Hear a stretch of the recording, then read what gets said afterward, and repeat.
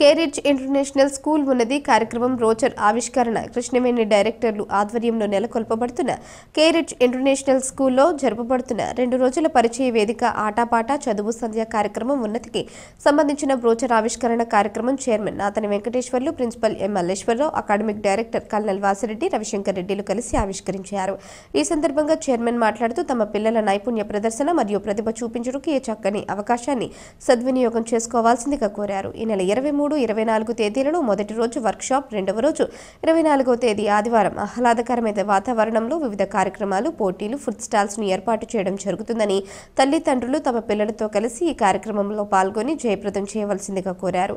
ఈ కార్యక్రమంలో పాల్గొనేవారు ఫ్రీ రిజిస్ట్రేషన్ చేయించుకోవాల్సిందిగా కోరారు. రిజిస్ట్రేషన్ కోసం కేరిడ్జ్ international school Narasaraopet cell number 9000592020 7400286394 కు సంప్రదించి ఫ్రీ రిజిస్ట్రేషన్ చేయించుకోవాలని అన్నారు. About our Keridge International School, how about coming in numbers? The students as well as the parents, please come over for a learning session in robotics on Saturday, the ensuing Saturday, and the Sunday. Let us beat up so that you get a chance to visit our campus, go around the school, understand the facilities, and spend a good day with us, and then take a decision of permanently putting your children in this beautiful school. A warm welcome to all of you. Come one, come all. Thank you.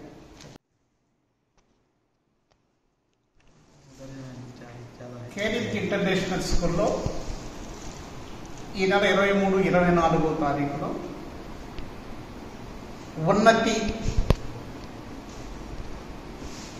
ఉన్నతి ఒక programme నిర్వహించడం జరుగుతుంది. ఈ 2 డేస్లో 23వ తారీఖున మొదటి రోజు robotics workshop, రెండవ రోజు 6 యాక్టివిటీస్లో కాంపిటీషన్స్ నిర్వహించడం జరుగుతుంది. కాబట్టి విద్యార్థులు, వారి తల్లిదండ్రులు ఈ కార్యక్రమంలో పాల్గొని జయప్రదం చేయాల్సిన course. Here, like this is a CBSE school where I find like in this area it's something like unique, and we are not having in this area so many benefits like what we are seeing in this school. It is located with 13 acres of land with lavish classrooms and with AC classrooms and labs and everything. Here the parents will totally be happy, 100% sure that the parent will be happy by studying in such an like institutions. And you know, like this curriculum is also taken from the next education, where this curriculum is digital learning. And here, like everything is like not a normal thing, like everything will be a practical learning. Because nowadays the students, what they want is a practical learning. Here, I'm sure like 100% the best students are going to come up in the next generation from our Keridge International School, and bless us for our success.